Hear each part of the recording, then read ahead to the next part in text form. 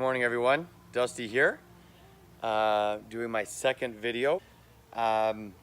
We are inside our greenhouse here in St. Williams.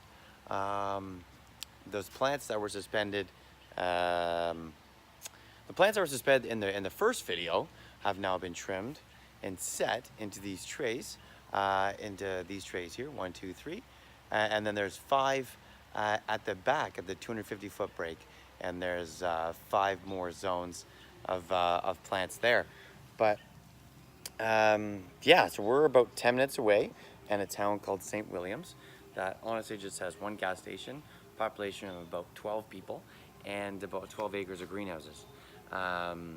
Beautiful spot. This used to be their reforestry station for the government back when they wanted to repopulate native tree species along our main highway, Highway 401, that runs not only across our entire province of Ontario, but the Trans-Canada that goes from Vancouver all the way to Halifax, from the west coast to the east coast. I wanted to talk about something cool that happened over the weekend. It was the Football Association of Norfolk soccer tournament, but what it focused on was actually migrant workers. In Norfolk County alone, we have over 5,000 men come in through the offshore program from the Caribbean islands, Mexico, etc. We're really reliant on these men and women to come in.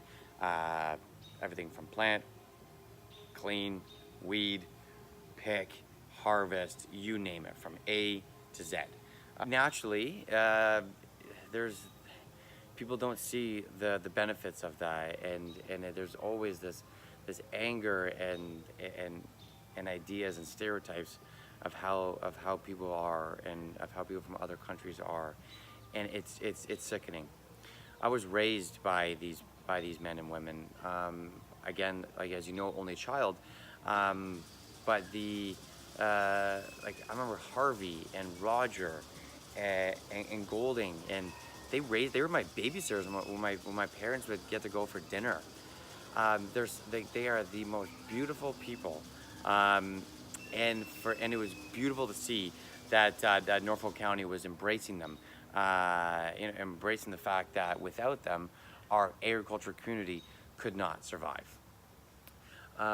And that's what I really wanted to touch on, was fully embracing the concept of community, because in the past, and what's happening all around the world, and especially and being broadcasted because of our neighbors of the south, there's this massive divide between urban and rural, and there's this idea that everyone in the country is a bigot. And this might be a touchy subject, but this is what we're here for. That everyone in the country is a racist and is like, stop that. That has to stop. We got into the semifinals last night, and we were down 1-0 against a town team. And I tell you, when we scored and we tied it up 1-1, you've never seen pure joy in these. I was crying. Pure, utter joy at that moment, and forever moment going forward. There's no color, there's no idea of differences. It was really true. It was really neat to see how one simple sport can bring us all together, and the idea of competition, and the idea of all going towards striving towards one thing. And I think on the farms we're able to see that every day we're going to, okay boys, let's all go and work, let's all be in this together, happy, we do the exact same job all together. And there were some news outlets there and whatnot. I was doing as good job as I could from my social handles as well to promote it, but I hope this really takes off, and that the public and the community embraces it just as much as we did. And it was really neat. And when we told the boys it cost us $1,000 to put the team in, you know, to sponsor the event, to make sure that there was water, food, towels, etc. It was an absolute downpour, but the boys didn't care. Um, and when we told them that, hey guys, like, you know, the sport that you guys always talk about in the field, and nonstop, you know, when it's times off that you guys are playing, so there's this option to put a team in. And literally for the last 6 weeks, they've been holding tryouts, and the top 15 men made it, and they were so overjoyed. They were bombarding Ashley, the secretary, with, ask this, can we get a different jersey for the goalkeeper, etc. It doesn't matter. I won't get into the details, but I mean, utter joy, utter joy, and that's what I think.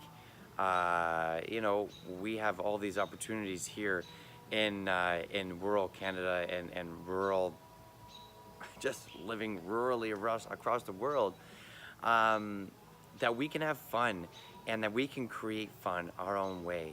And it might be different, it might be bizarre, it might not be uber Instagram worthy, but it's uber soul worthy. And I tell you, yesterday proved that point.